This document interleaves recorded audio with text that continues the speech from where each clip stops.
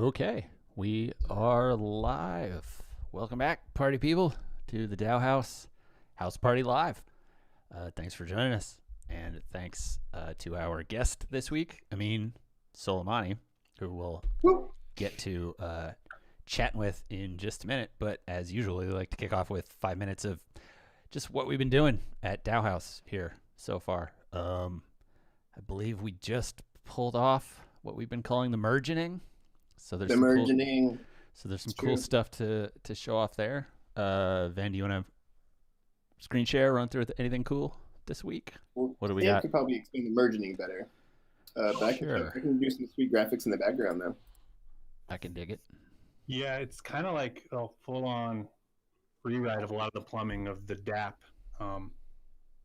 New copper pipes, we're calling it. So it's running real fast. It's less buggy, although Olibyte is finding all of our bugs for us. So I'll probably be deploying fixes during this call.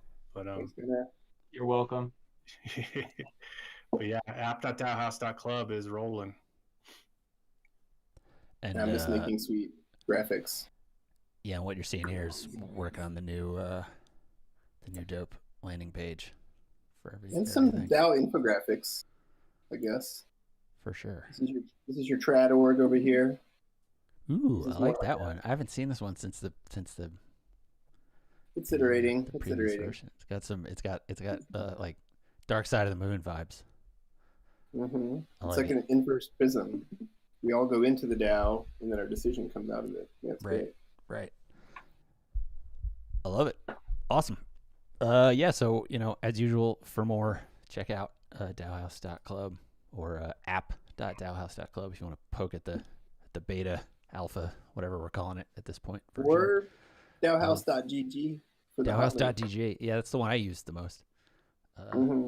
Check out all your DAOs in one place. Awesome. Yeah, let's keep cruising and get to the. I'm excited for to talk to Ameen about everything. So. I'm also really excited about the new DAOhaus upgrades. It looks fire. Sweet. It's a great homepage to be able to send to someone when you're explaining what the DAO is and how it works and all that. Kick ass. It does say that Metacartel Ventures has like 10 times less money than it does right now, though. So we'll need to. Yeah, that was. Yeah, I was trying to launch that before this, but we didn't quite get there. But yeah, by end of day tomorrow, I promise. Cool. We'll get it fixed. But yeah, I feel like that's kind of a perfect segue though, and like that means a lot coming from you, with your sort of background with Moloch and all that kind of stuff. But I feel like, I guess for viewers that aren't caught up on that stuff, maybe we start a little further back and kind of just sort of your early days of Ethereum story and kind of how you get to where you are now. And all the various projects that I think ultimately we want to get to if we have time. Yeah. So my Ethereum story starts like many Ethereum stories at meetups and hackathons in San Francisco. Started hanging out in like 2016, just trying to figure out what it was. I think the first time we tried to install the Solidity compiler for 6 hours after one meetup. But it was awful software in 2016, and we gave up. We'd gotten together with the intention of doing like a single deploy a token tutorial. I think it was actually the Metacoin tutorial, and then gave up and watched The Big Short instead. Appropriate. That was the state of Ethereum development in 2016. So it's been kind of a wild ride. It ended up working at Consensus, did some state channel research, helped launch AdChain, did stuff with TCRs, and then moved on, started Spankchain. I was betting on the adult industry and micropayments being some of the early adoption of blockchains, but turned out that the finance stuff was a lot more imminent. But then also on the side, built MolochDAO.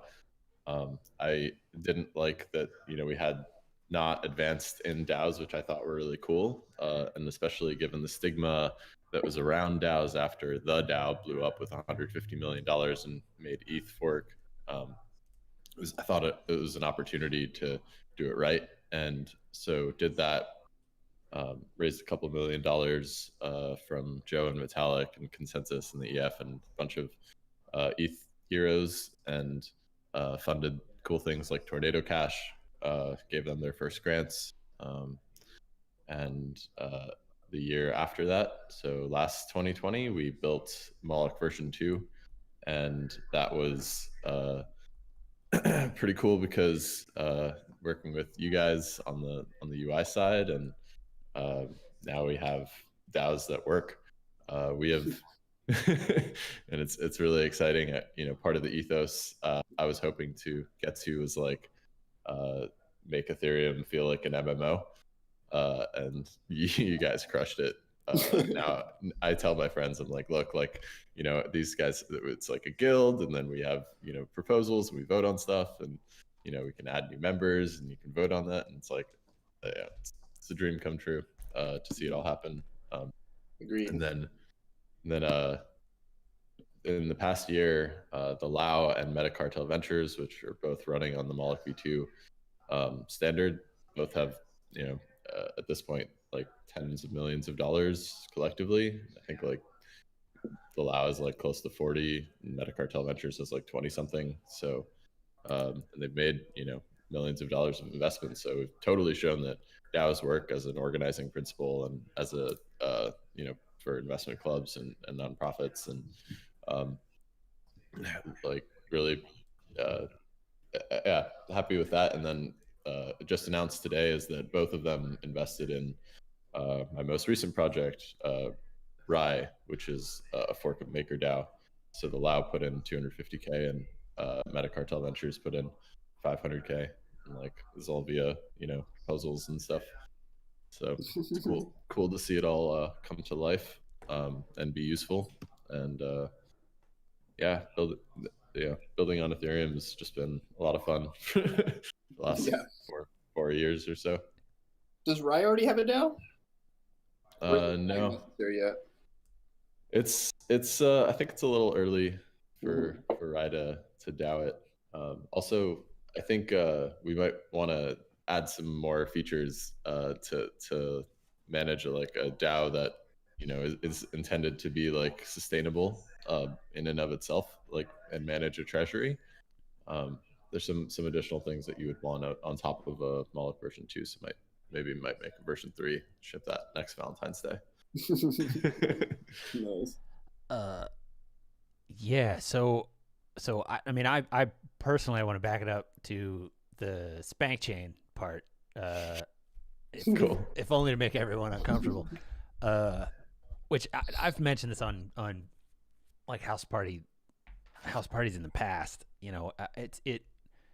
There's an unspoken aspect of the history of media that people don't talk about. And I mean, it goes all the way back, like 100. Like once we had a printing press, the first thing we did with it was print porn, and then 100 years later we started printing Bibles, and that tracks. Like the winner of the Betamax VHS like format war was decided by the direction that porn went. HD DVD versus Blu-ray was decided by the direction that the adult industry went. Like it's not the wrong thing to focus that direction. I feel like you kind of glossed over it. Like, well, the finance went first. I mean, first off, Spankchain is still doing its thing, right? And then ultimately, that is the right direction. Is it just sort of a question of timing, I guess, in that sense? I mean, I consider it the right direction, right? Like what gets adopted by the adult industry is what frequently wins any sort of format war. Nobody wants to talk about it because it's a giant industry and we're a Puritan country, but like it's true. And so, and that was more or less my premise starting out. Yeah. I mean, if you actually look back to the original Spankchain post, I said I'm about to Betamax Bitcoin. I was very ambitious in my plans. It's like, if we build one good campsite that uses payment channels and gets scalability right, like, we will defeat Bitcoin. You know, it's like, turns out it's a little bit more complicated than that. So you know, Spankchain is doing great. You know, as it turns out, you know, several decisions to invest in the future of DeFi have, you know, paid off and sustained the company through, you know, some of our you know, product pivots. So now we are focusing on the Spank Pay product, which is probably what we should have built, you know, on day one. And it's something that's immediately useful to models and helps them, you know, accept Bitcoin, accept Ether, accept USDC and Litecoin through their own personal payment portal, and help the merchants accept crypto. And we're working on adding more features there to, you know, bring some of the more useful things that DeFi has come up with, notably like savings, you know, interest bearing accounts to that side. And so as banks and payment processors, you know, in the last couple months have started to put more pressure on the adult companies, like, the key thing that happened was in December, like, Visa and MasterCard stopped processing transactions for Pornhub. Like, we, you know, that's what's driving more of these companies and more of these models to crypto, right? So the timing wasn't also great a couple of years ago, because most of the people in adult thought crypto was a scam, and like 90% of the things were, right? So like, Right. now they're starting to see the utility of it, and starting to be more interested in actually using it for its intended purpose, which is censorship resistance and store of value, and the stuff on DeFi and Ethereum is like decentralized, you know, finance, and the ability to earn interest and have savings accounts that you have sovereignty over. Yeah, and I think, I mean, it's the way I frequently say it in these conversations is, you know, one of the things that people like to bring up in the crypto conversations is like, oh, think about the promise of serving the unbanked, you know, and like, we have unbanked populations. Just, you don't have to go to the sub-Saharan Africa route to like find the unbanked, you know, potential users. Like, we have them, you know, right in our own country. They just work in trades where, you know, and it's not even just sex work. It's, you know, if you own a cannabis dispensary in California, you can't keep your money in a bank right now because of the federal rules, right? So, you know, I think sex work in particular is a really good example of a population where, when they say, well, why crypto? You go, well, look, here's this whole group of people that, you know, and if you're in Nevada, you're not even doing anything illegal, like, in a lot of cases.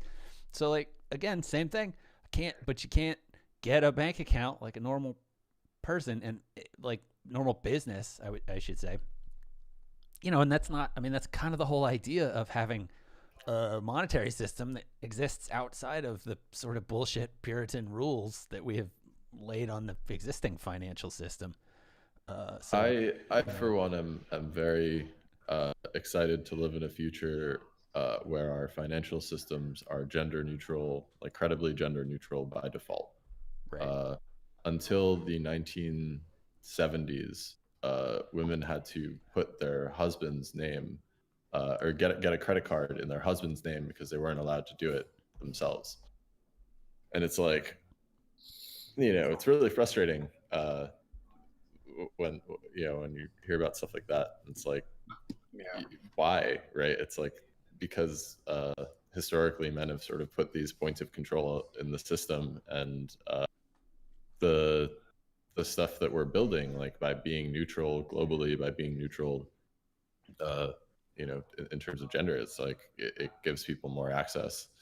And so, like, yeah, it's nice to obviously there's parts of building a business that are centralized, and you know, we have, but like, it's nice to onboard people onto a system that can't shut them down.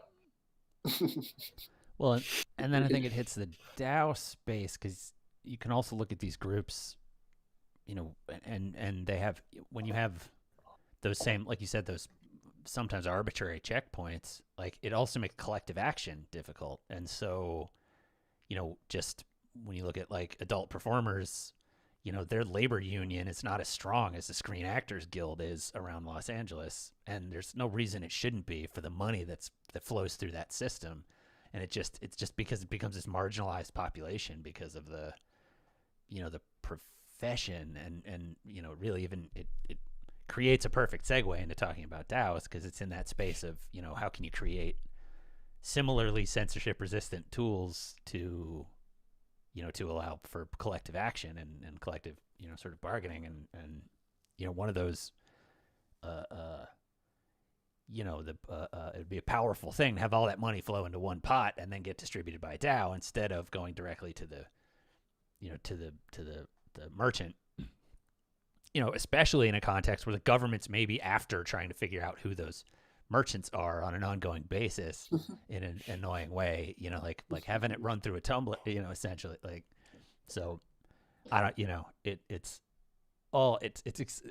I'm excited for that potential future, I think, based on the software that like literally you've helped us build. So yeah. I'm also excited for that future. Half of what we do here is building things, and the other half is like memeing. Right. And part of memeing is like leading by example, right? It's like, it's not enough to have built a thing. It's like, you have to live the story of the thing. Like we have to have actually gone and used all of the things that we built and like, created the template for people to follow. And so, I think early attempts at this was like Yang DAO. Which you guys made. It was fun. I mean, they funded some sweet deepfake. Yeah. So Yang DAO is like, we're gonna defeat Donald Trump. Yang is our only hope. Let's get people, crypto libertarians and folks, to pile money together to fund a Moloch version that'll fund Yang DAO. Money for people to make Yang memes, more or less. And we made a bunch of these deepfake videos. It was hilarious. Had a good run, and it was a meme. Like it really just showed people what was possible. And I'm hoping that more people use stuff like this for collective action, for lobbying, for all these political causes. Yeah, MolochDAO was like a perfect example too. I mean, and it was like, it's like just a perfect example of just self-organization to, people have like lost power basically, or like never had it to begin with, but like you can just like self-organize together and do whatever you want collectively, in theory. But like MolochDAO was like a great example of that in practice, I think. As far as, it just self-organized to fund what you guys wanted to fund. I think it's perfect. As far as like leading by example too there, and like, that's, or using what you build, I think we got a lot right. It was a much different time when we launched MolochDAO, because it was like pretty much bottom of the bear market, and the conversation was like, do we inflate the entire ETH supply so that we don't go broke? And the alternative was like, what if before we do that, and like, there were people who were saying we should direct the money away from the EF and into some DAO. And it's like, none of you have any experience running or participating in DAOs. Like, what makes you think you can, use this money? It's like, let's just prove to people that we can allocate money efficiently. Right? And, right. The transaction fees aside, that's more of a recent annoyance, but it works. It's essentially no overhead, right? You can put your money in, you can take your money out. You don't need to trust anybody, as long as you're aware of what's going on during the 2 weeks that it takes a proposal to pass and then be executed. You're safe. I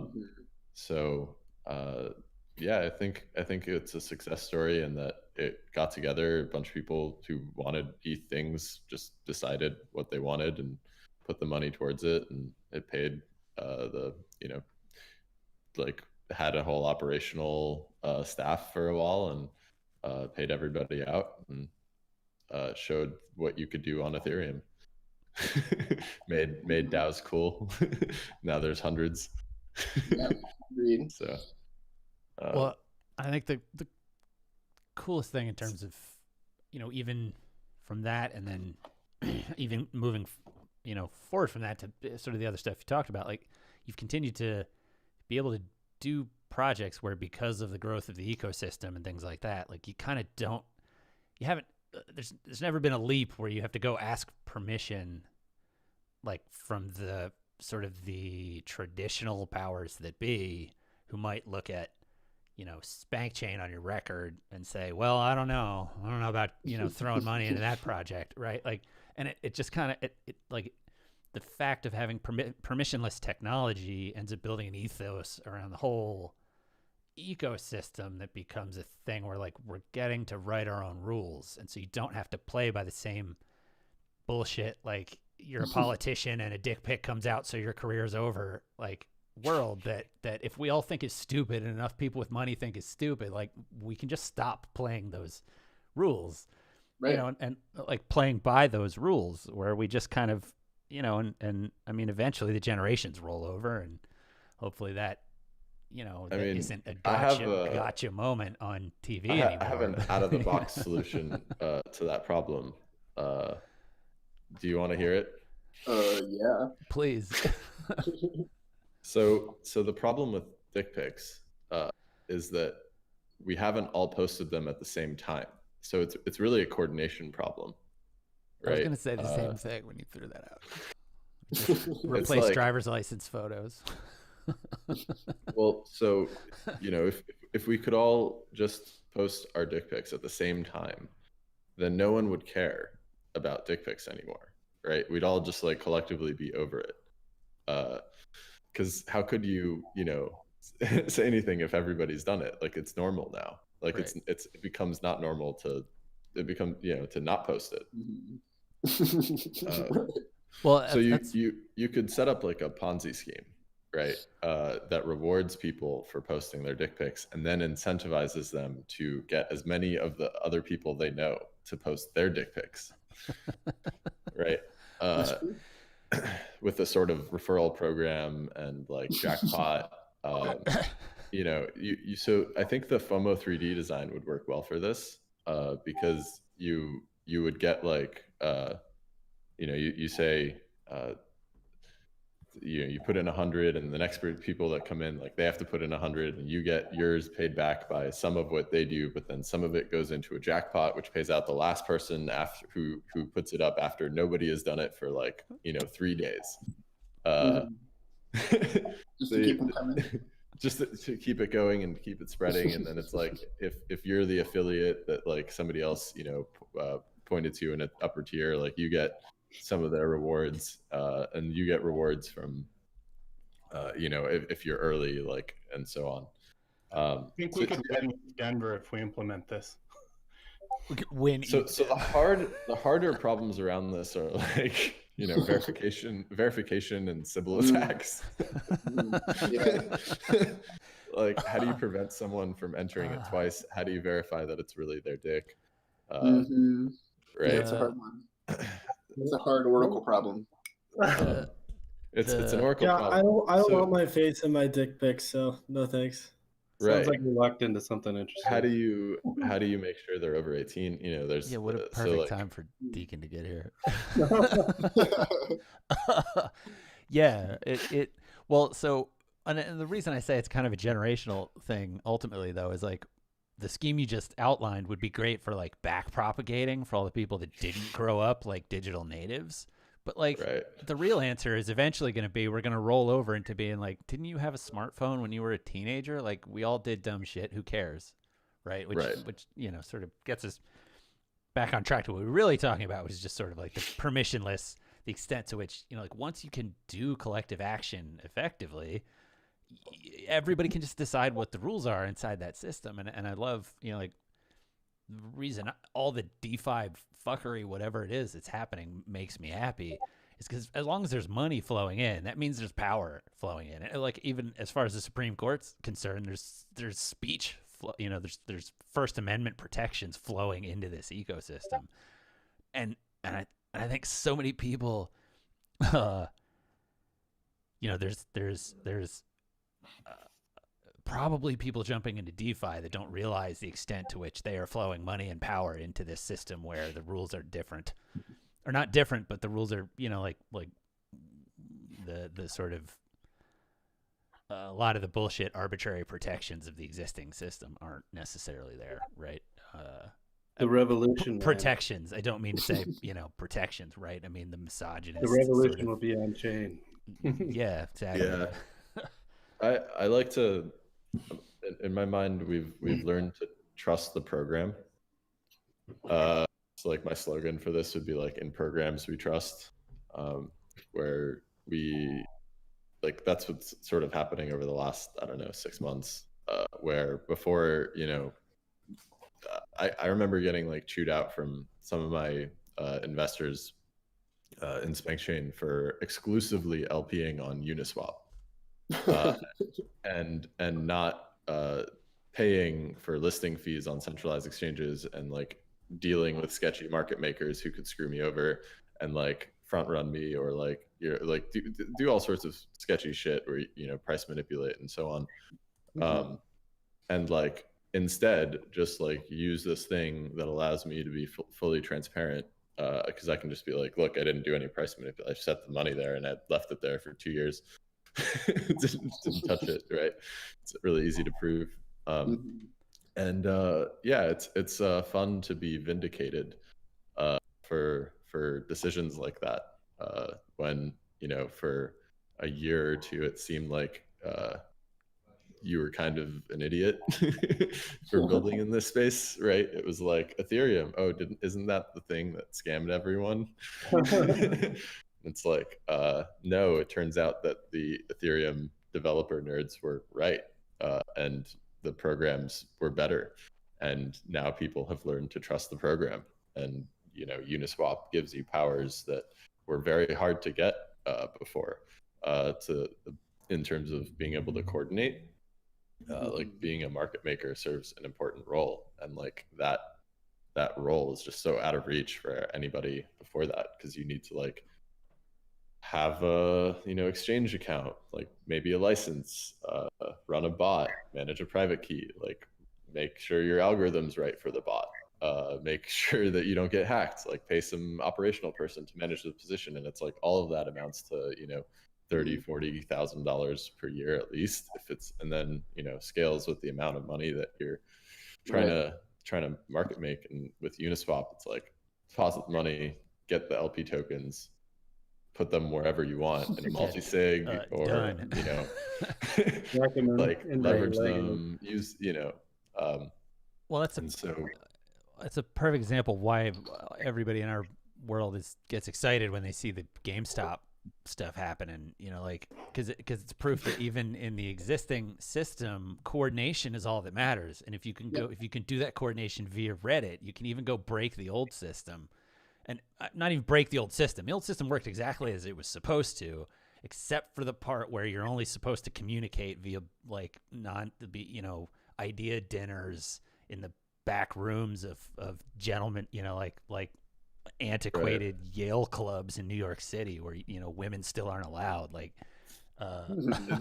shit like that. Radical transparency is a solution to the perils of information asymmetry, right? Yeah, I think that transparency is throw it all on chain, put the whole thing on the chain. Yep. Now what? Totally.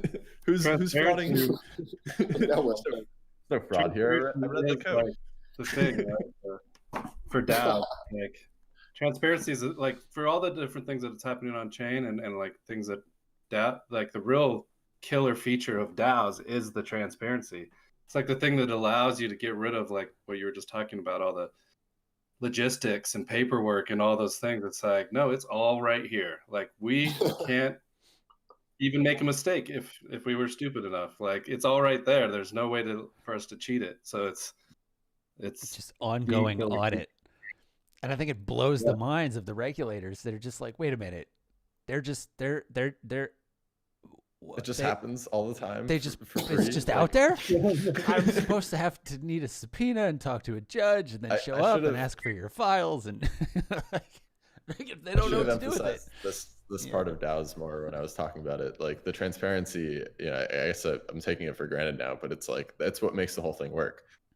It's that you don't have to like prove to someone that they need to trust you. You're like, listen, like I cannot cheat you. Like for me to cheat you, like you would have to, it's like, you can't or at least I can't treat you secretly. Right? You'll see it. Yeah. You would have had the capacity to see it coming. There's no backroom deals here. It's just it's a proposal. I was thinking the that. Money's there. I was thinking that literally yesterday. Every single dollar is accounted for. I was doing screenshots for some like a DAOhaus, how-to post the other day, and I kept thinking, oh, I'm logged in, so they're gonna be able to see all my like share information. And I went, actually, they can see that anyway, so whatever. Right. Doesn't matter. Yep. Yeah. So do you want to kind of, I think. What about Rai? Yeah, I was going to say the transition to Rise is through the money piece, right? So like there are still kick-ass experiments happening in terms of what exactly is money inside of the system, and it's a funny place because trying to explain stablecoins to people, like they eventually get it, but you kind of have to go to that weird place of like, well, you don't want to get paid in a currency that goes down in value aggressively. And so one of the early problems that we had in the ecosystem was, hey, I could pay you in ETH, but by the time the contract's finished, it might be at half the value. And so do I pay you double to make up for it, or you just shit out of luck? Or, and so ultimately we need the stable thing. And currently those stable coins are still so aggressively pegged to the existing sort of traditional system that it feels like shackles, I think. But yeah, so that's what Rai is ultimately, right? Money God. Money God. I love it. Yeah. Yeah. I'm glad we don't feel, we're not alone in feeling the weight of the shackles. I remember the days in 2016 when I joined Consensus of, sending like an ETH back and forth for pizza money. Like $10 or $20 at the time. Sit at Roberta's. There was a time before DAI and any sort of stable coins on Ethereum, right? And we didn't have a better option. We didn't have any option, so we would just send ETH back and forth. And so DAI really did everyone a favor by being the first stablecoin, because it was around long before USDC and USDT and other stablecoins, in providing this utility for dApp developers and people just using Ethereum.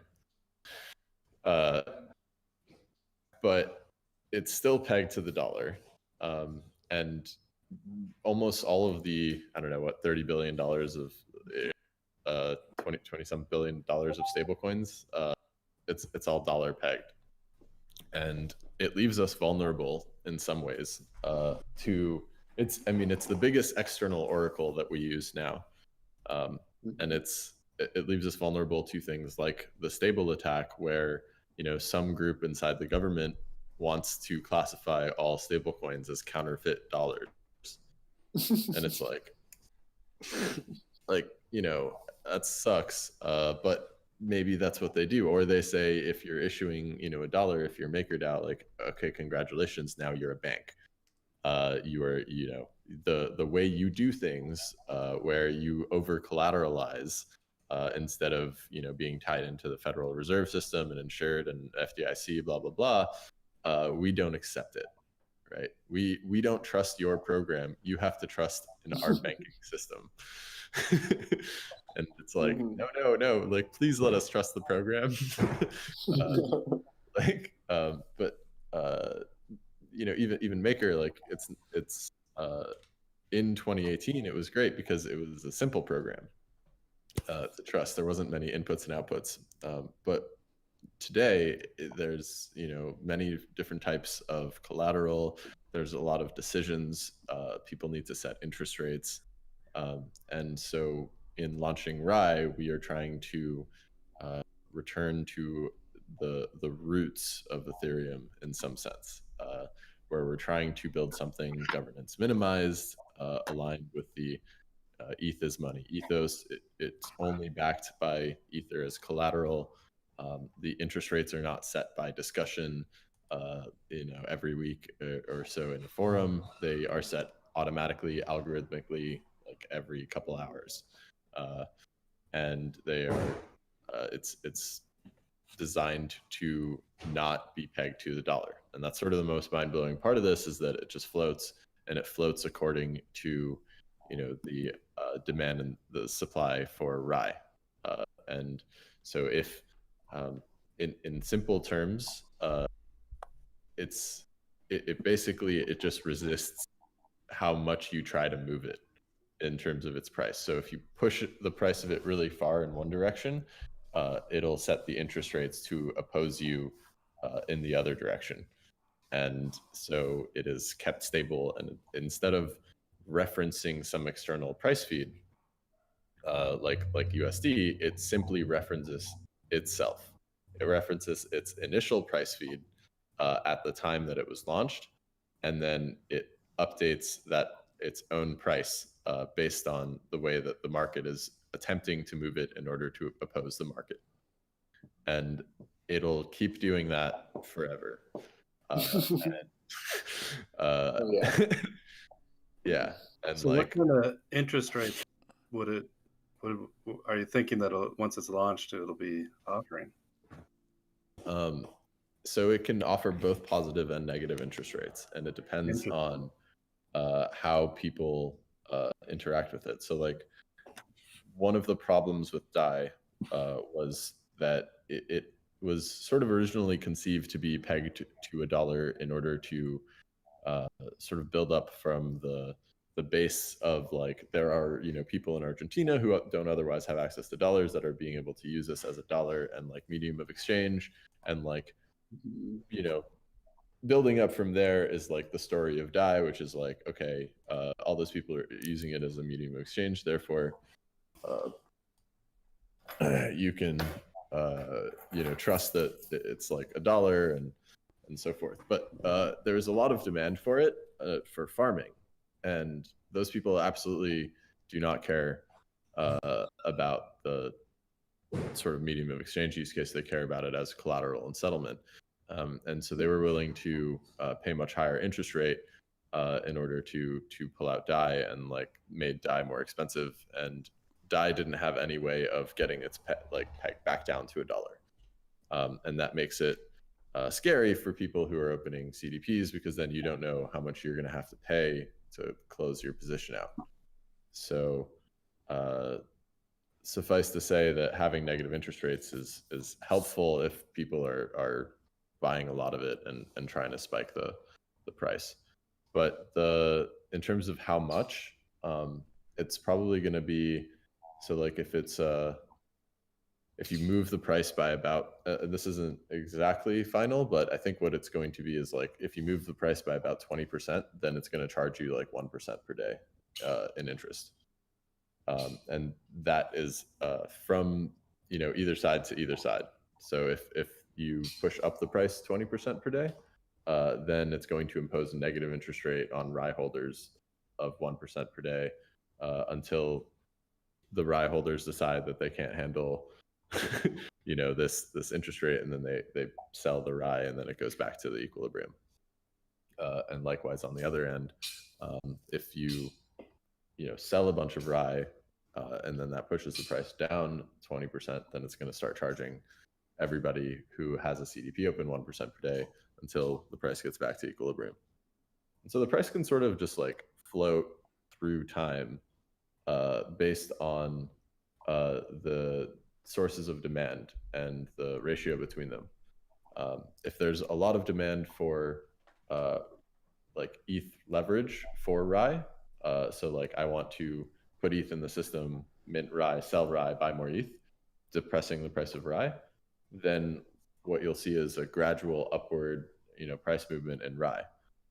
And so when people long the new tops of the ETH prices, for example, you would expect to see Rye start to go up in price. So is that 20 to 1 ish or whatever it is ratio the thing that keeps it? Because what I was thinking the whole time was, is that susceptible to a flash crash, flash loan type attack where somebody tries to push through the transactions in one block or something like that? But if the only motion is ultimately gradual and you just have a certain degree of flexibility relative to the peg, then I guess that solves that. So it is set using a Uniswap time weighted average price oracle. So what that means is that it takes 24 hours for the price to move to a new point. So you might move the price 20%, and then within an hour it moves back, and to the system it's as if nothing happened. And so it acts as a filter so it doesn't see that kind of noise. Right now we've entered the realm of like control theory, right? And we're like, what are we trying to optimize for as our controller? And it's like some amount of stability. And in order to get the stability, what we say is, okay, like how do you make something stable without referencing something else? We say, okay, well, this thing exists at a price, and if you push it one way, it pushes back. and all it needs to do is be able to push back harder than you can push, and it'll generally always work. Is there a fixed supply, or is there some kind of issuance or inflation over a year? Or so Rye itself, it's not going to work like most other like algorithmic stablecoins where you like it represents a seigniorage share of the future supply growth. It's like more like a CDP like maker. So it grows with the debt ceiling that we set. And so we'll grow that gradually as more people deposit money. We don't want somebody to be able to, for example, deposit a huge amount of money and then manipulate the system one way or another, because the system, it actually requires liquidity to work, right? In order to stabilize the price of Rye, like it counts on people to be LPing. And so, we're working out how we're going to incentivize them into the system. I think, early LPs will certainly be rewarded somehow.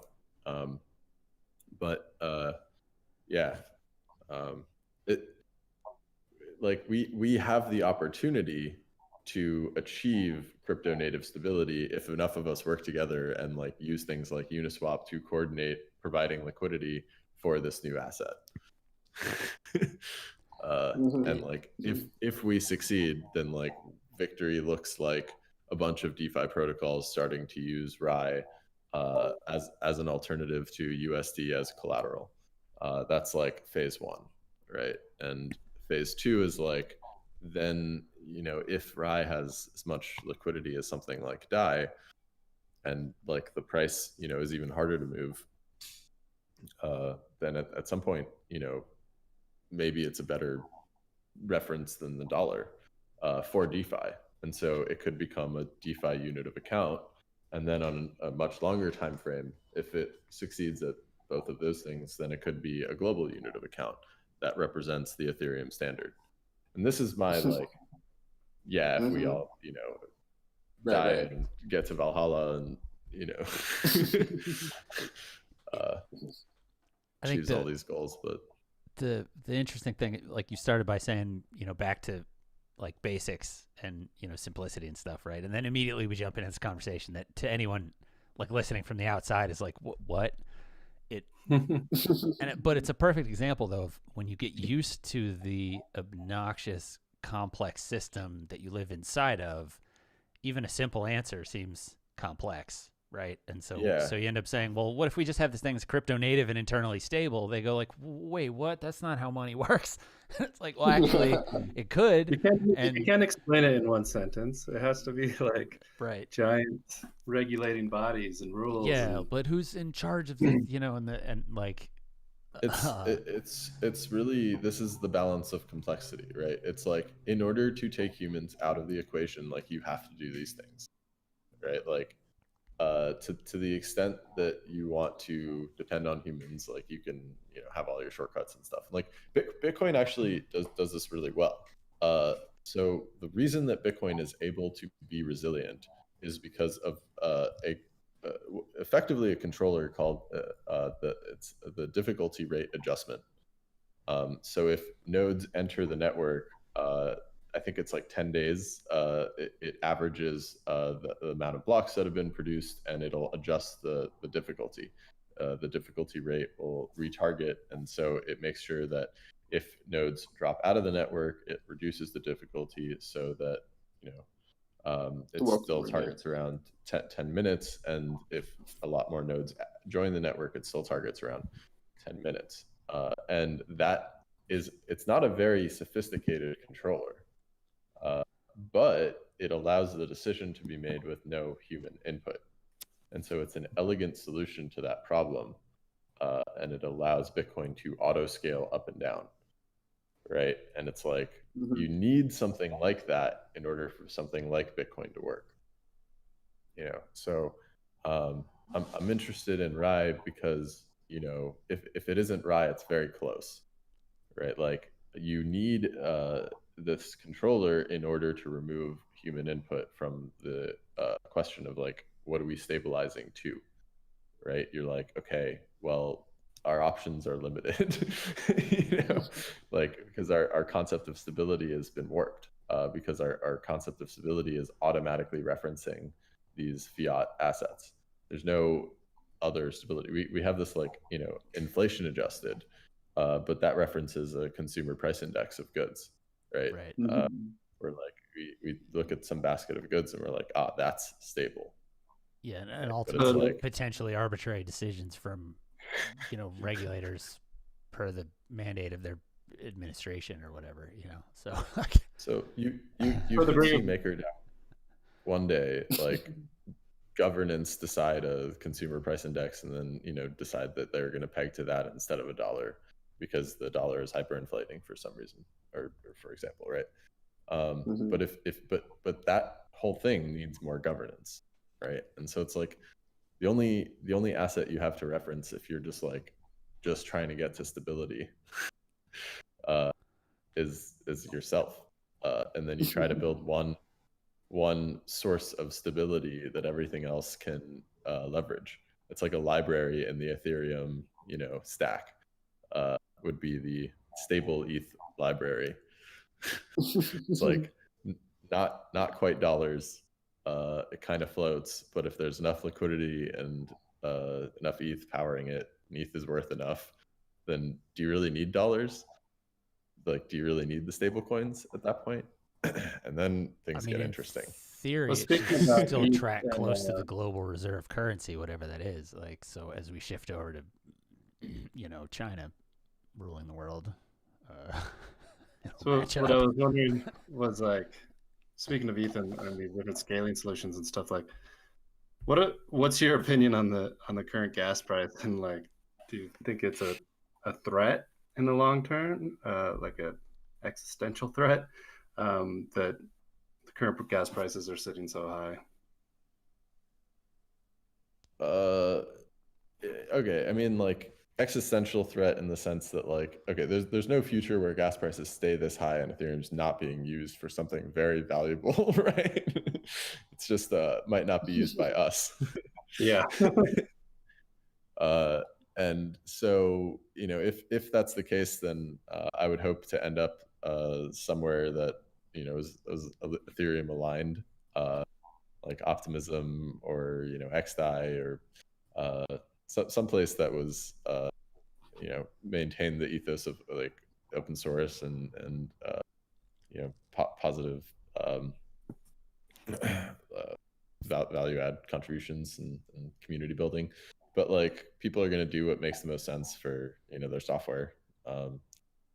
There's perhaps a window where if Ethereum doesn't figure out layer 2 or scalability, then like enough people migrate to break the network effect potential for ETH to recover that after the scaling and stuff comes out, and that if that happens, then it's not great for ETH. But the thing I'm a little worried about is that we've got to a place where people like average Joes have already staked money into different contracts or whatever, and they can't pull their money out now because it'll cost more in gas to do that, or like you can't even get to an L2 because the gas is so high. So now like the L2 solution is already kind of broken. So you just have it takes like everyone except for like the upper like holders of ETH and tokens of whatever like out of the equation. We actually had that happen. Somebody came on SpankPay and was DMing us. They were mad that like some Spank they had, like swapping it, it was $40 on Uniswap, and they're like, what the hell is this? Fortunately, they also found $9,000 from having 400 uni, and then we staked some Spank for them, and they got some. That's the other side of it. Drop. Right. It's but like it's hard moving to complain forward, about gas when it's 5x, when the token's 5x Yeah. in the last few months. But like stuff like that, it's just like that. Oh, sorry. It's annoying if you have like $50 in in stable coins in a wallet, because now you don't. Now you don't. Like, and like that problem's only going to get worse, and it's only going to get worse at a faster rate. So, consolidate your stable coins.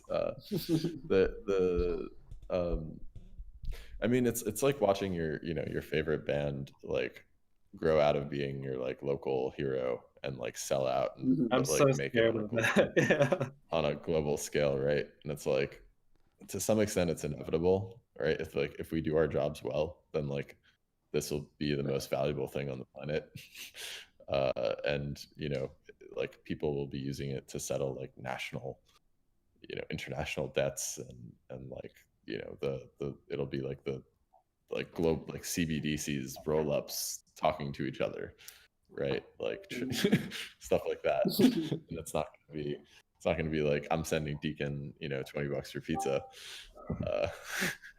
right? Because I'm gonna be competing with them for transaction fees and inclusion in the space.